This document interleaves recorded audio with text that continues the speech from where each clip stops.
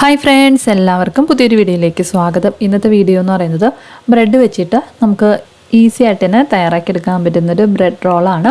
അപ്പോൾ ഞാനിപ്പോൾ തയ്യാറാക്കി എടുത്തിട്ടുള്ളത് ബ്രെഡും ചിക്കനും വെച്ചിട്ടാണ്. നമുക്ക് ചിക്കൻ ഇല്ലാന്നുണ്ടെങ്കിലും വെജിറ്റബിൾസ് വെച്ചിട്ട് തയ്യാറാക്കി എടുക്കാവുന്നേ ഉള്ളൂ. അപ്പോൾ ഇതെങ്ങനെയാണ് തയ്യാറാക്കി എടുക്കുന്നതെന്നൊന്ന് നോക്കാം. അതിനായിട്ട് നമുക്ക് ആദ്യം ഒരു ബൗളിലേക്ക് 5-6 ബ്രെഡ് ഇതുപോലെ ചെറിയ കഷ്ണങ്ങളാക്കി ഒന്ന് മുറിച്ചിട്ട് കൊടുക്കാം. ഞാനിപ്പോൾ എടുത്തിട്ടുള്ളത് വീറ്റ് ബ്രെഡാണ്. ഇനി നമ്മൾ ഈ മുറിച്ചിട്ട കഷ്ണങ്ങൾ കൈ വെച്ചിട്ട് തന്നെ ചെറുതായിട്ടൊന്ന് പൊടിച്ചെടുക്കാം. നമ്മൾ മിക്സിയിൽ പൊടിച്ചെടുക്കേണ്ട ആവശ്യമില്ല. നമുക്ക് കൈ വെച്ചിട്ട് എത്രത്തോളം പറ്റുന്നോ അത്രയും ഒന്ന് പൊടിച്ചെടുത്താൽ മതിയാവും. ഇനി നമുക്കിതിലേക്ക് ചിക്കൻ ചേർത്ത് കൊടുക്കണം. അപ്പോൾ ഞാൻ 250 ഗ്രാം അളവിൽ ചിക്കൻ ഉപ്പും കുരുമുളക് പൊടിയും കൂടെ ഒന്ന് ചേർത്ത് നന്നായിട്ടൊന്ന് വേവിച്ചെടുത്തിട്ടുള്ളതാണിത്. അത് നമുക്കിതിലേക്ക് ചേർത്ത് കൊടുക്കാം. ഞാൻ എല്ലോട് കൂടിയിട്ടാണ് വേവിച്ചെടുത്തിട്ടുള്ളത്. അതിനുശേഷം എല്ലൊക്കെ ഒന്ന് മാറ്റി എടുത്തിട്ടുള്ളതാണ്. ഇനി നമുക്കിതിലേക്ക് ഒരു സവാള ചെറുതായിട്ട് അരിഞ്ഞതൊന്ന് ചേർത്ത് കൊടുക്കാം. ഇതിൻ്റെ കൂടെ തന്നെ കുറച്ച് മല്ലിയിലയും 2 പച്ചമുളകും ചെറിയൊരു കഷ്ണം ഇഞ്ചി ചെറുതായിട്ട് അരിഞ്ഞതും കൂടെ ഒന്ന് ചേർത്ത് കൊടുക്കാം. ഇനി നമുക്കിതിലേക്ക് ചേർത്ത് കൊടുക്കേണ്ടത് ആവശ്യത്തിനുള്ള ഉപ്പാണ്. ഉപ്പ് ചേർത്ത് കൊടുക്കുമ്പോഴത്തേക്കും നമ്മൾ ഓൾറെഡി ചിക്കനിൽ ഉപ്പ് ചേർത്തിട്ടുണ്ട്, അതുപോലെ തന്നെ ബ്രെഡിലും ഉപ്പുണ്ട്.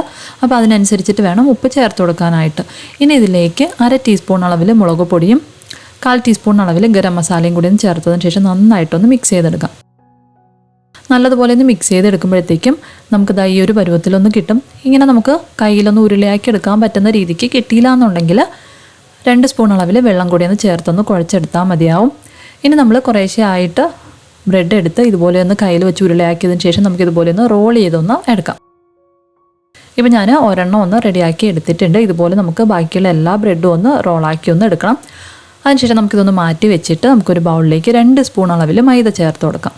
ഇതിലേക്ക് ഒരു നുള്ള് ഉപ്പ് കൂടി ഒന്ന് ചേർത്തതിന് ശേഷം കുറേശ്ശെയായിട്ട് വെള്ളം ചേർത്ത് നമുക്ക് നല്ലതുപോലെ ഒന്ന് കുഴച്ച് എടുക്കാം. നമ്മൾ കുഴച്ചെടുക്കുമ്പോഴത്തേക്കും കുറച്ചൊന്ന് ലൂസായിട്ടുള്ള പരുവത്തിൽ വേണം ഇതൊന്ന് കുഴച്ച് എടുക്കാനായിട്ട്.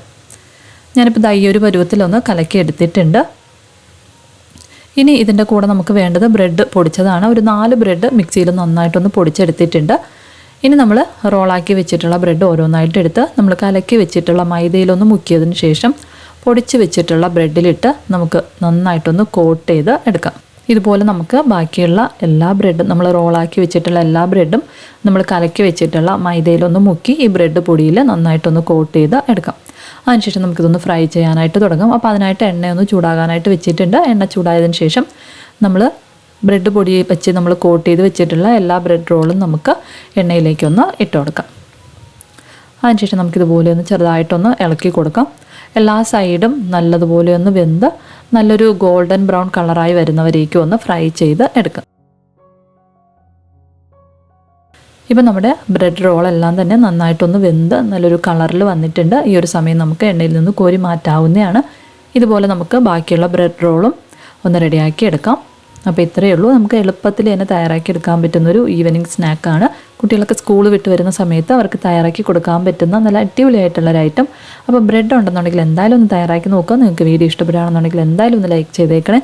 അപ്പോൾ പുതിയൊരു വീഡിയോയിലൂടെ നമുക്ക് വീണ്ടും കാണാം. അതുവരെ താങ്ക് യു, ബൈ.